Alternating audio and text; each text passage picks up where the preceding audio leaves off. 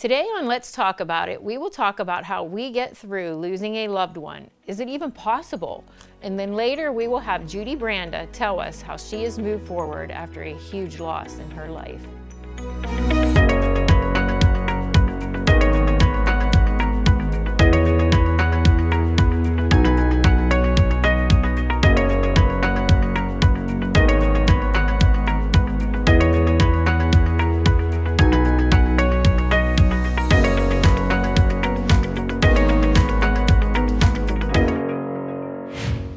Psalms 30 verse 3 says, "You, O Lord, have brought me up from the realm of the dead. You spared me from going down to the pit." And that verse is very, very relevant to me. Over 20 years ago, a co-worker bought me a small wooden hope chest. It was a gift to store my son Alex's belongings since they were being stored in a cardboard box that nearly got sent to the Goodwill by accident. I was devastated. Alec being my son, who passed away when he was 5.5 months old. So over the years, that chest collected a lot of mementos from my other 3 children as well. And one day it got so big and the lid just popped right off the hinges. Couldn't be fixed.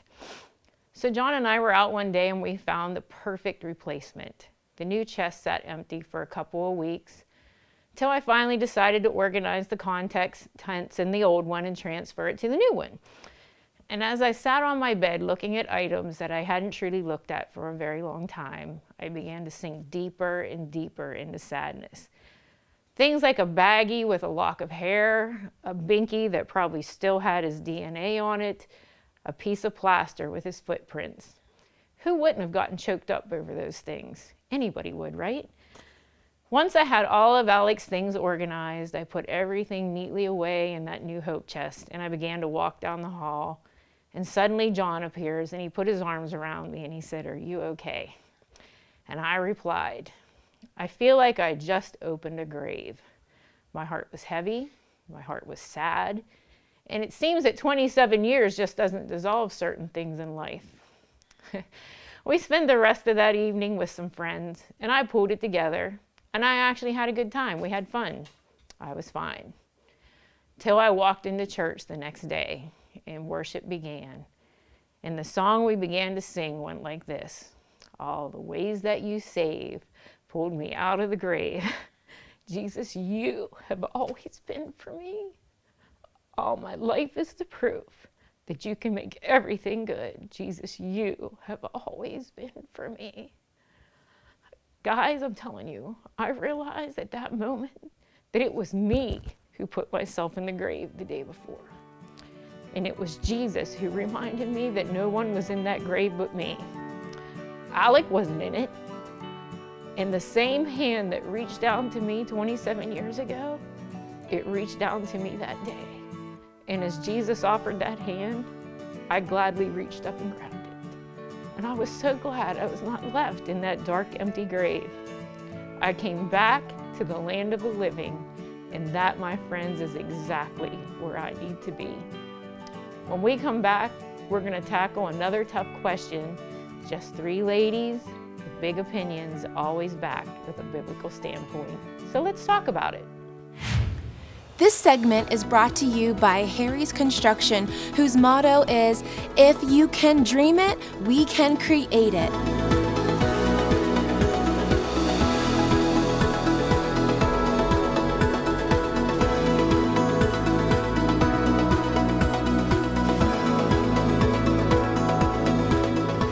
They are the kitchen and bath design experts, so call Harry's Construction for all your remodeling needs.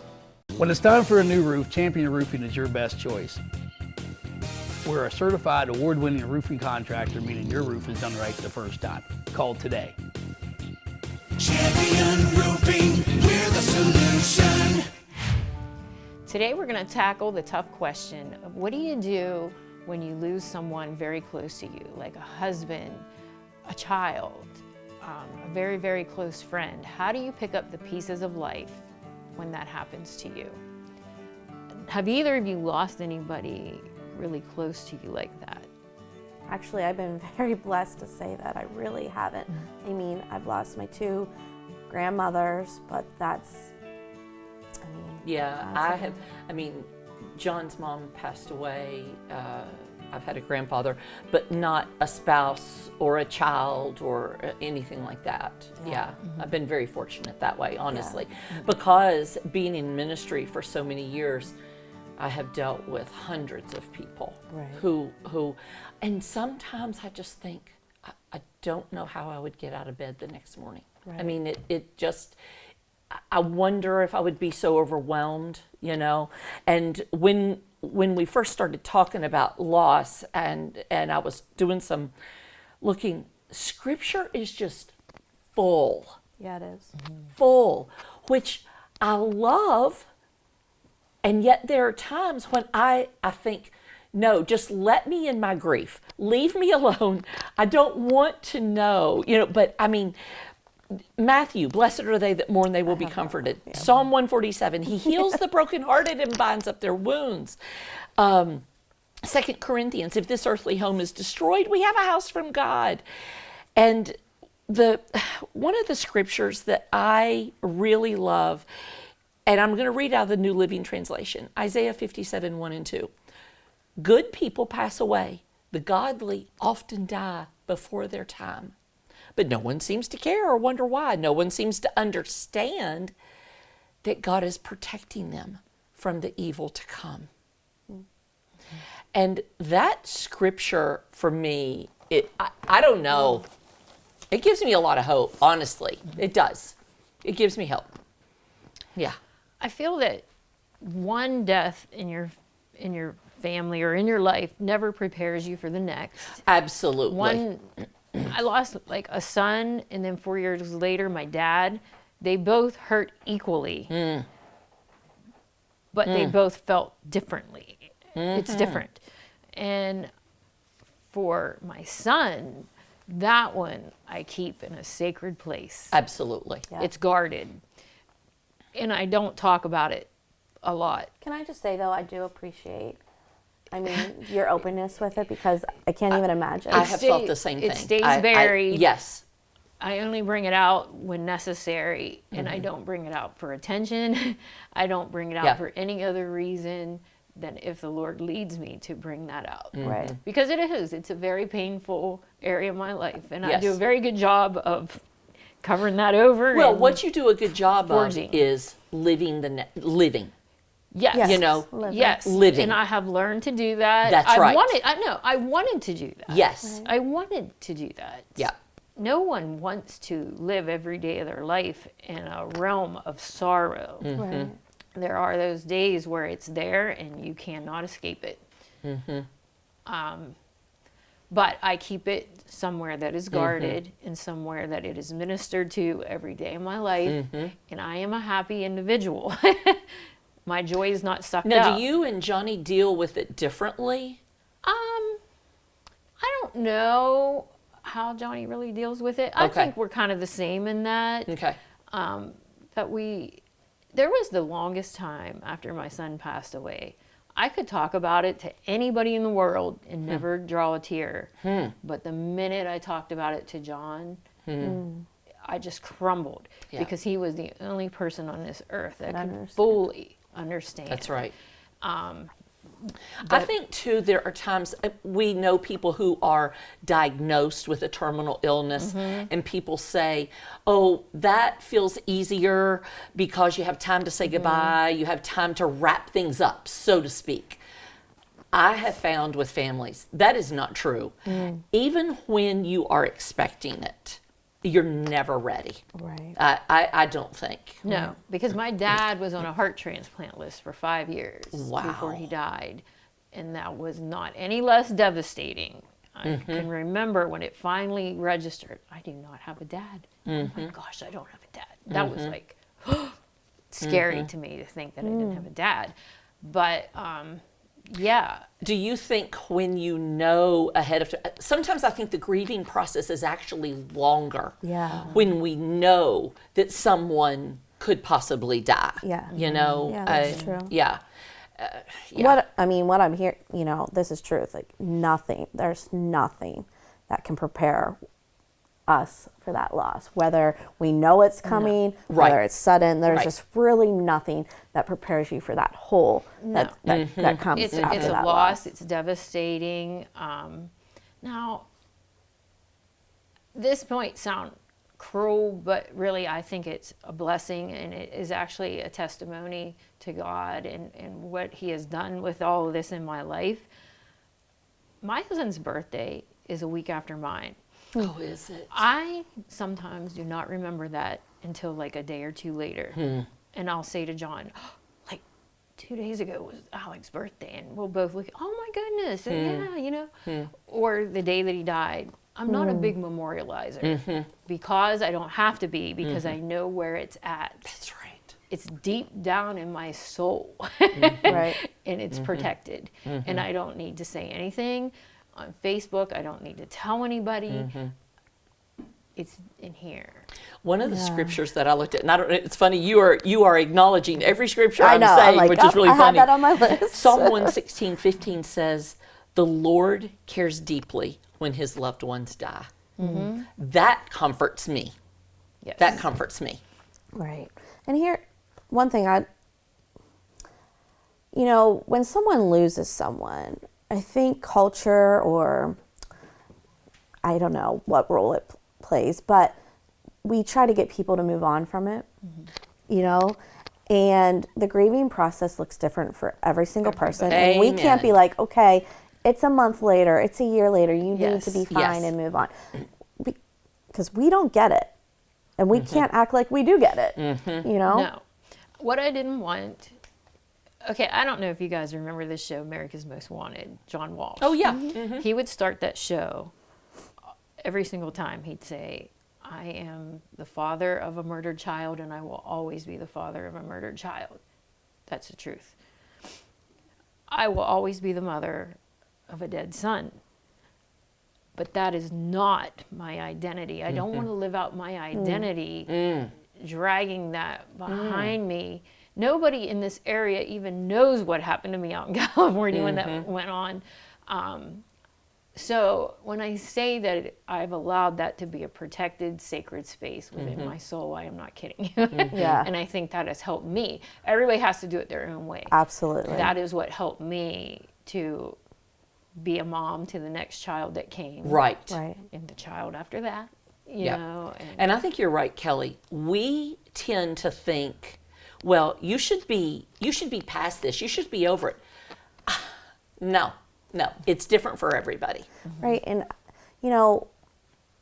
as people that maybe haven't gone through loss or aren't dealing with specific loss in that moment, the days and the week after, we're there, right?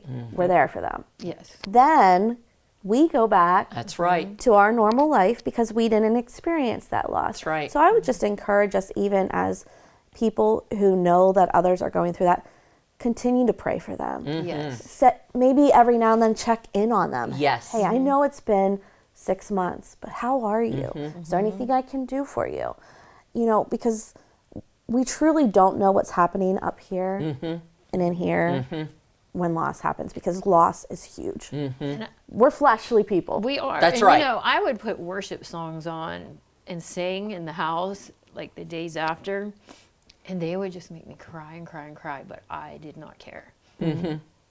There was comfort in those songs, and even though I would cry and sing, it was like salve. Absolutely. For me, That's right. And so again, everybody has their own ways, and nobody's right, and nobody's wrong. But what I don't want to see people do is to live in that sorrow every day of their life. We were meant for so much more than that. Right. We were meant for so much more than that. No, absolutely And true. we hear, there's a person that talks about how he lost his son, and he says, but I have joy every day. Yes. And who gives us that joy? God. That's the Right. only God- way. God is the only way that you will ever get through, because he is the one that can comfort. He is the one that will bring peace, and he is the one who will provide hope for you. We don't have the answers. We just don't. But God. So rely on him. And if you need anything, reach out to us and we will pray for you. When we come back, we will have Judy Branda share with us how she lost someone very close to her and how she gets on each day. New Life Worship Center's tax ministry is in their 13th year of serving. This is an organization who will do your taxes, and they only ask for a $30 donation to benefit local charities. They will e-file federal and state returns and complete local returns for you to mail in. They can handle everything from basic family returns to rentals and property returns. Contact New Life Worship Center's tax team on Facebook or by calling them today.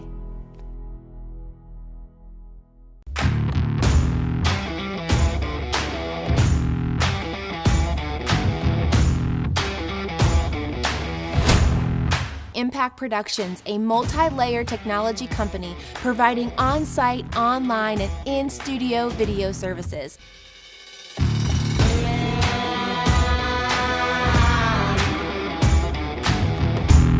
Contact Impact Productions to capture your story. Welcome back to Let's Talk About It. And today we've been talking about some tough things, ladies, right? And we're going to continue on that discussion. And we're going to talk about loss and how it affects us. And we have my friend Judy Branda with us, who had a major loss in her life. Judy, we know it was tough, but can you just tell us a little bit about that process, what it looked like for you? Sure. It's been a little over 3.5 years now, and it's just one of the hardest things I've ever had to go through. Either is stages of grief, and the one is denial. And my husband used to go away for business, so I just thought, oh, he's away, he'll be coming back. Oh, yeah. So that was really hard. And everyone, is different in how they cope with things, and I guess it takes a while for people to get through it. But family and friends, if they're there, it helps out too. Yeah, it was a hard journey, and I know it's not what we had prayed for and hoped for, and it didn't turn out the way that we had hoped. So even with you, how do we keep our eyes on God and still trust Him in those times? Well, it's hard because I question God a lot, like, why did this happen? Because I wanted him to be healed, of course, and testify about it, Right. And so that was really hard for me. But I kept asking God, what now? What's my purpose? And I remember after the funeral, I was home, and it's like, what do I do now? It's like, it's How so long were you hard. married, Judy? 46 years. Aw. And how long was he sick? He was sick about a year, but they didn't catch the cancer until about 6 months. Oh my He goodness. was, 6 months, and he was gone. So it was very fast. It was very fast, yeah. So it's really hard because I thought we had more time. Because they said if this one thing works, he might have another year. And he was gone like the next month. Oh my goodness. So that was really hard. So Judy, through all that, a Bible study was birthed for other Yes. widows, yes, and it's called what, the Wind Riders. yes. I think that's really cool. So everybody asks me what that means. Yeah. Tell me where that name came from. Well, it's a book that I read, and one of the ladies in the group actually came up with a name because we don't like the word widow. Right. And so one of the ladies said, we read a chapter in the book. That's how I got started. Actually, I was looking online. I thought, it would be nice to talk to people that have been through this and that are going through this. So I got online and widows groups, I typed in widows groups, and one of them was Widows Gone Wild. And I thought, that's not for me. so I typed in then Christian widows. And I got this site, and the lady that wrote this book, she's really nice. I even talked to her. And it's called Postcards from the Widow's Path. And it's about Ruth and Noemi. And plus she gives advice in here in the book. So I thought, other women would like to, read that and get some advice and maybe get together. It's way out of my comfort zone. This is not something you've done before, is lead a Bible study. No, I am very much an introvert. Okay. So this was way out of my comfort zone. So I thought, okay, I talked to Pastor about it, and he said, okay, whatever you need. And so we have women from a couple different churches, and mostly from Transformation Church. But I didn't know what to expect or if maybe this book was the only thing we would do. But they really enjoy getting together. And because we are going through the same thing at different stages, So there's a connection there. Yes. I have a good friend, two good friends that's part of our group, and it's been it's been life-giving to them. Yeah. I know. And you guys take trips and do fun things. Yeah, we try to do fun things in the summer, Yeah. just to keep, because we have a study, and usually in the spring and the fall, and it's not just about widows. We are doing 12 Women of the Bible now, and it's really, really good. I just love that. And I love that God can bring something out of such hurt and pain. Not that we know he didn't cause it, but what he brings out of it, what he can do to redeem it and just bring life to you again. And I love to see the dreams that you're pursuing. We make a choice when we're hurt and when we go through tough things that we can stay down and stay there, or get up, and you've got up and now you're doing something great for women that have gone through the same thing that you have gone through. And that's a testimony of God's goodness in your life. Yes, I'm just so blessed. And all these women bless me, and it's like, it's just wonderful to get together with people that know what's going on in your life, and know, we can talk about it, and, but we have times of tears and times of laughter. And Well, and I it's just appreciate wonderful. too that you actually said, you question God and you've talked to him and you've been honest with him. I find during the tough times, my God's plenty big enough to handle anything I give him. Oh, yeah. Right. He's Yeah. plenty big enough. That's He right. can take it. Yeah. He can take it. Yeah. Yeah. And he has promised us the comforter, and I see that in you. Yeah. Yes, and I'm just, like I said, so blessed to be with these women, and How many people do come? right now we have about 13. Wow. Wow. And so when I first wanted to do this, I thought, I can't do this by myself. So I asked one of the ladies in the church, Linda Gracie.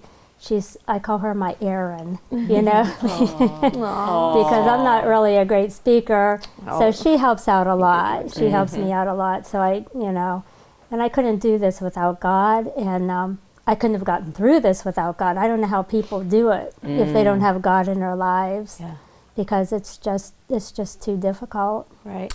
Do you feel like you are still, I'm going to use the word actively grieving, or I don't think grief is ever something you get over. Right. It's something No. you learn to live through. Yes. Yeah, you just learn to live through it. Like this year would be our 50th wedding anniversary. So that's going to be a hard day. Holidays and special occasions are the hardest. Right. Okay. Yeah, Sure. so I have a sister-in-law that we get together on, the date that our husbands had died, because it was her brother. Actually, my husband was her brother, and her husband died 2 months after my husband. Oh, wow. So we have gotten really a lot closer. Yeah. Yeah. So, we've said all people grieve differently and in their own time and in their own way. If you were to give a piece of advice to someone that's going through a huge loss like this, what would you tell them? Well, first of all, just pray, and don't stay in the stages of grief. If you stay in or stuck in any stages, like if you feel guilt or shame, you should seek professional help. But stay close to friends and family, Yeah. because they are a big help Yeah, to for you. sure. And especially I have someone that started calling me every day to see how I was. Aw. And, you know, it's just really good. I mean, sometimes you just want to be alone, but you can't stay there. You just have to get up and keep going. Well, thank you so much for joining us today and being raw and real with us, because I know it was a painful situation that, you know, but God's doing amazing things in your life. He's doing amazing things with this widows group. And I encourage you, if you have a loss like that and you're looking for something, reach out to us and we'll get you connected to Judy's group, because it really is a great thing. When we come back, we'll have our tip for the day. Hey y'all, it's Dano. Check this out.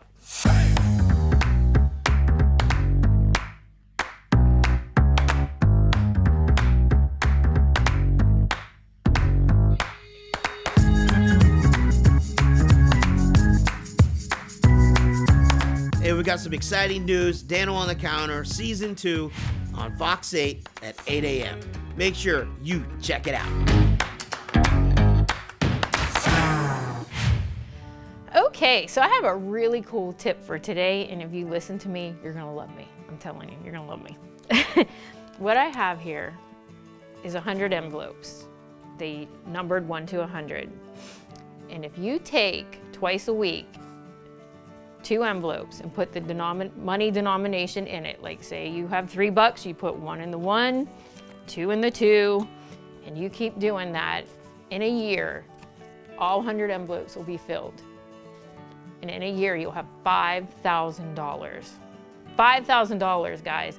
$5,000 to take that vacation you maybe couldn't have taken, $5,000 to do a home improvement, $5,000 for a down payment on a car. $5,000.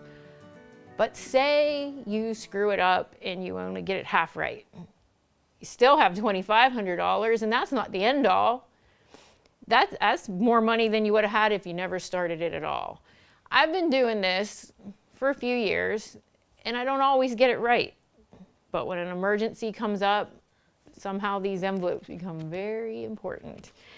And sometimes the Lord puts it on your heart to give it away to somebody, and you have it in there, and you just take it and you give it away.